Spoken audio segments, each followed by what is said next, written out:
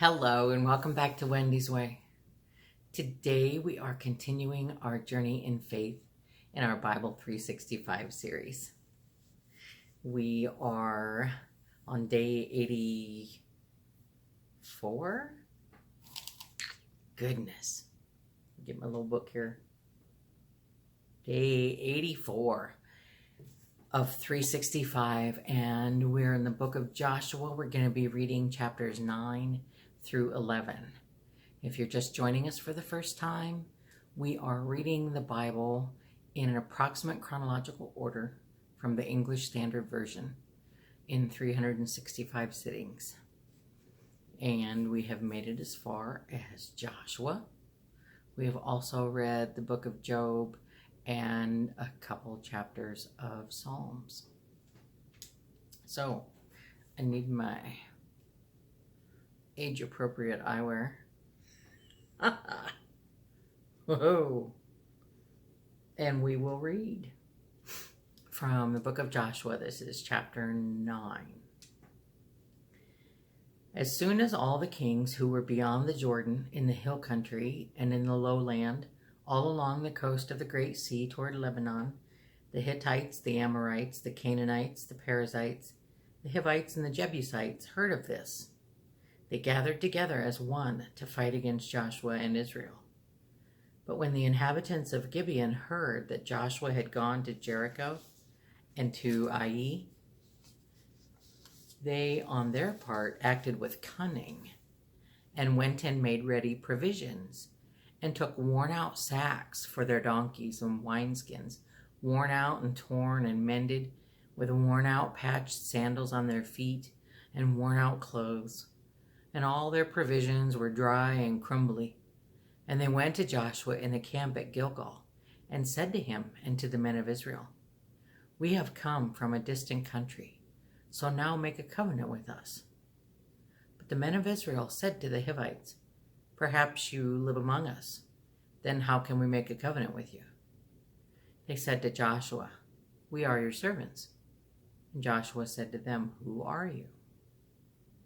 And where do you come from?" They said to him, "From a very distant country your servants have come, because of the name of the Lord your God. For we have heard a report of him, and all that he did in Egypt, and all that he did to the two kings of the Amorites who were beyond the Jordan, to Sihon, the king of Heshbon, and to Og, king of Bashan, who lived in Ashtaroth. So our elders and all the inhabitants of our country said to us, 'Take provisions in your hands for the journey, and go to meet them, and say to them, "We are your servants. Come now, make a covenant with us. Here is our bread. It was still warm when we took it from our houses, as our food from the journey on the way we set out to come to you. But now, behold, it is dry and crumbly. These wineskins were new when we filled them, and behold, they have burst. And these garments and sandals of ours are worn out from the very long journey." So the men took some of their provisions, but did not ask counsel from the Lord. Hang on a second, looking at my camera, it's doing something. Guess it hasn't stopped. We read on. So the men took some of their provisions, but did not ask counsel from the Lord. And Joshua made peace with them and made a covenant with them to let them live. And the leaders of the congregation swore to them. At the end of 3 days after they had made a covenant with them, they heard that they were their neighbors and that they lived among them. And the people of Israel set out and reached their cities on the 3rd day. Now their cities were Gibeon, Chephirah, Beeroth, and Kiriath Jearim.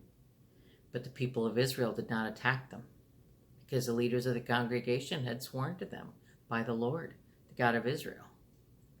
Then all the congregation murmured against the leaders. But all the leaders said to all the congregation, "We have sworn to them by the Lord, the God of Israel, and now we may not touch them. This we will do to them. Let them live, lest wrath be upon us, because of the oath that we swore to them." And the leaders said to them, "Let them live." So they became cutters of wood and drawers of water for all the congregation, just as the leaders had said of them. Joshua summoned them, and he said to them, "Why did you deceive us, saying, 'We are very far from you,' when you dwell among us? Now therefore you are cursed, and some of you shall never be anything but servants, cutters of wood, and drawers of water from the house of my God." They answered Joshua, "Because it was told to your servants from a certainty that the Lord your God had commanded his servant Moses to give you all the land, and to destroy all the inhabitants of the land from before you. So we feared greatly for our lives because of you, and did this thing. And now, behold, we are in your hand. Whatever seems good and right in your sight to do to us, do it."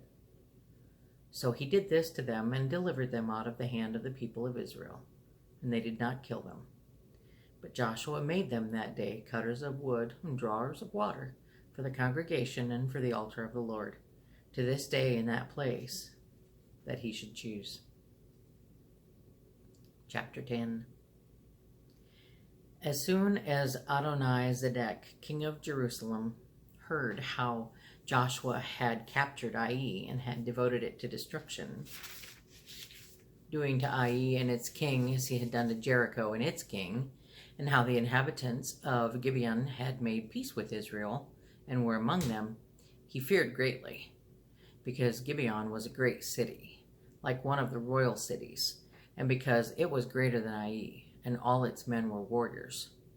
So Adoni-Zedek, king of Jerusalem, went to Hoam, king of Hebron, to Piram, king of Jarmuth, to Japhia, king of Lachish, and to Debir, king of Eglon, saying, "Come up to me and help me, and let us strike Gibeon, for it has made peace with Joshua and with the people of Israel."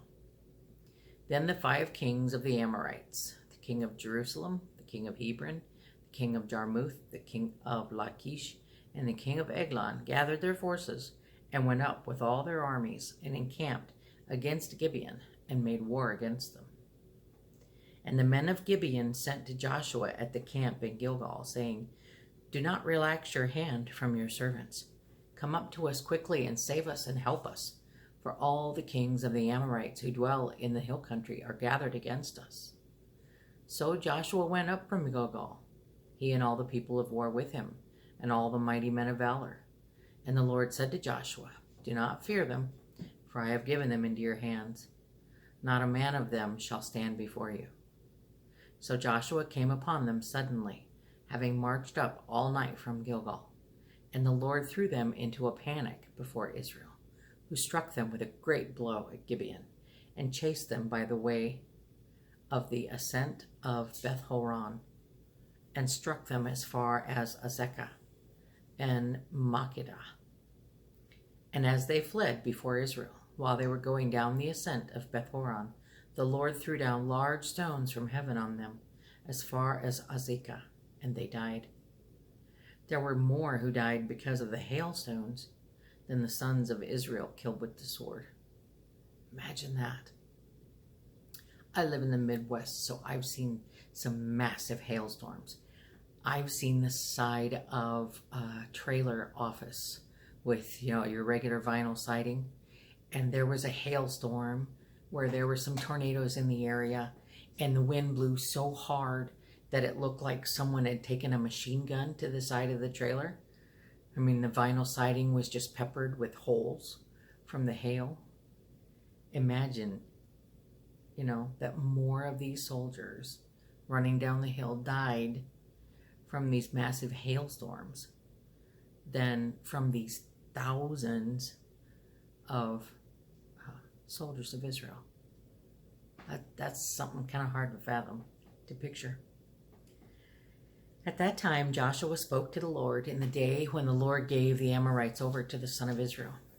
And he said in the sight of Israel, "Sun, stand still at Gibeon, and moon in the valley of Aijalon." And the sun stood still, and the moon stopped, until the nation took vengeance on their enemies. Is this not written in the book of Jashar? The sun stopped in the midst of heaven and did not hurry to set for about a whole day. There has been no day like it before or since, when the Lord heeded the voice of a man, for the Lord fought for Israel. So Joshua returned, and all Israel with him, to the camp of Gilgal. These 5 kings fled and hid themselves in the cave at Makkedah, and it was told to Joshua, "The 5 kings have been found, hidden in the cave at Makkedah." And Joshua said, "Roll large stones against the mouth of the cave, and set men by it to guard them. But do not stay there yourselves. Pursue your enemies. Attack their rear guard. Do not let them enter their cities, for the Lord your God has given them into your hand." When Joshua and the sons of Israel had finished striking them with a great blow until they were wiped out, and when the remnant that remained of them had entered into the fortified cities, then all the people returned safe to Joshua in the camp at Makkedah. Not a man moved his tongue against any of the people of Israel. Then Joshua said, "Open the mouth of the cave and bring those 5 kings out to me from the cave." And they did so, and brought those 5 kings out to him from the cave: the king of Jerusalem, the king of Hebron, the king of Jarmuth, the king of Lachish, and the king of Eglon. And when they brought those kings out to Joshua, Joshua summoned all the men of Israel and said to the chiefs of the men of war who had gone with him, "Come near, put your feet on the necks of these kings." Then they came near and put their feet on their necks. And Joshua said to them, "Do not be afraid or dismayed. Be strong and courageous, for thus the Lord will do to all your enemies against whom you fight." And afterward Joshua struck them and put them to death, and he hanged them on 5 trees. And they hung on the trees until evening. But at the time of the going down of the sun, Joshua commanded, and they took them down from the trees and threw them into the cave where they had hidden themselves. And they set large stones against the mouth of the cave, which remains to this very day. As for Makkedah, Joshua captured it on that day and struck it and its king with the edge of the sword. He devoted to destruction every person in it. He left none remaining.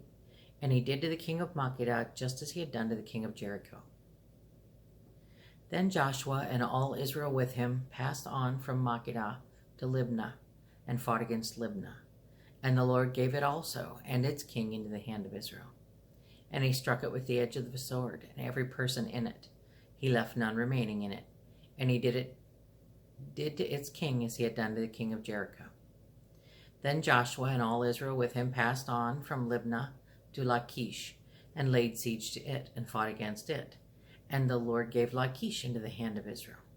And he captured it on the 2nd day, and struck it with the edge of the sword, and every person in it, as he had done to Libnah. Then Horam, king of Gezer, came up to help Lachish, and Joshua struck him and his people, until he left none remaining. Then Joshua and all Israel with him passed on from Lachish to Eglon, and they laid siege to it, and fought against it. And they captured it on that day, and struck it with the edge of the sword. And he devoted every person in it to destruction that day, as he had done to Lachish. Then Joshua and all Israel with him went up to Eglon, to Hebron, and they fought against it, and they captured it, and struck it with the edge of the sword, and its king and its towns, and every person in it.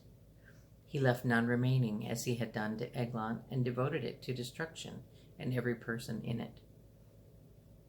Then Joshua and all Israel with him turned back to Debir, and fought against it, and he captured it with its king and all its towns.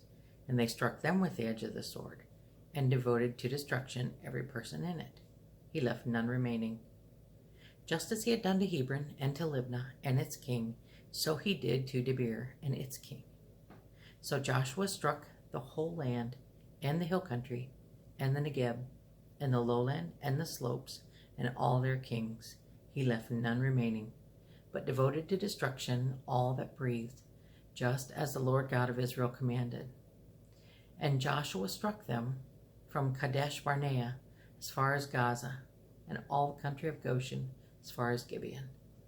And Joshua captured all these kings in their land at one time, because the Lord God of Israel fought for Israel. Then Joshua returned, and all Israel with him, to the camp at Gilgal. Chapter 11. When Jabin, king of Hazor, heard of this, he sent to Jobab, king of Madon, and to the king of Shimron, and to the king of Akshaph, and to the kings who were in the northern hill country, and in the Arabah, south of Chinneroth, and in the lowland, and in Nephath Dor on the west, to the Canaanites in the east and the west, and the Amorites, and the Hittites, and the Perizzites, and the Jebusites in the hill country, and the Hivites under Hermon, in the land of Mizpah. And they came out with all their troops, a great horde in number, like the sand that is on the seashore, with very many horses and chariots. And all these kings joined their forces and came and encamped together at the waters of Merom to fight against Israel. And the Lord said to Joshua, "Do not be afraid of them, for tomorrow at this time I will give over all of them, slain, to Israel. You shall hamstring their horses and burn their chariots with fire." So Joshua and all his warriors came suddenly against them by the waters of Merom and fell upon them. And the Lord gave them into the hand of Israel, who struck them and chased them as far as Great Sidon and Mizrephoth Maim, and eastward as far as the valley of Mizpeh. And they struck them until he left none remaining. And Joshua did to them just as the Lord said to him. He hamstrung their horses and burned their chariots with fire. And Joshua turned back at that time and captured Azor and struck its king with the sword. For Azor formerly was the head of all those kingdoms. And they struck with the sword all who were in it, devoting them to destruction. There was none left that breathed. And he burned Azor with fire, and all the cities of those kings and all their kings. Joshua captured and struck them with the edge of the sword, devoting them to destruction, just as Moses, the servant of the Lord, had commanded. But none of the cities that stood on mounds did Israel burn, except Azor alone. That Joshua burned. And all the spoil of these cities and the livestock the people of Israel took for their plunder. For every person they struck with the edge of the sword until they had destroyed them, and they did not leave any who breathed, just as the Lord had commanded Moses his servant. So Moses commanded Joshua, and so Joshua did. He left nothing undone of all that the Lord had commanded Moses. So Joshua took all the land, the hill country and all the Negeb and all the land of Goshen, and the lowland and the Arabah and the hill country of Israel and its lowland, from Mount Halak, which rises towards Seir, as far as Baalgad in the valley of Lebanon, below Mount Hermon, and he captured all their kings and struck them and put them to death. Joseph made war a long time with all those kings. There was not a city that made peace with the people of Israel except the Hivites, the inhabitants of Gibeon. They took them all in battle, for it was the Lord's doing to harden their hearts that they should come against Israel in battle, in order that they should be devoted to destruction and should receive no mercy, but be destroyed, just as the Lord commanded Moses. And Joshua came at that time and cut off the Anakim from the hill country, from Hebron, from Debir, from Anab, and from all the hill country of Judah, and from all the hill country of Israel. Joshua devoted them to destruction with their cities. There was none of the Anakim left in the land of the people of Israel. Only in Gaza, in Gath, and in Ashdod did some remain. So Joshua took the whole land, according to all that the Lord had spoken to Moses, and Joshua gave it for an inheritance to Israel, according to their tribal allotments, and the land had rest from war. Wow. As we continue on, I do enjoy reading in chronological order. It gives me a sense, it gives me a historical reference and a picture of how things went. I love to jump in different places and study the Bible, and I learn so much, from that and different studies that I've done, topical studies and things like that. or studies of specific books, but reading it in chronological order gives a historical perspective to it that I really enjoy, and I hope that you do too. May the good Lord who blesses me each and every day of my life bless you as well, today and always. Amen.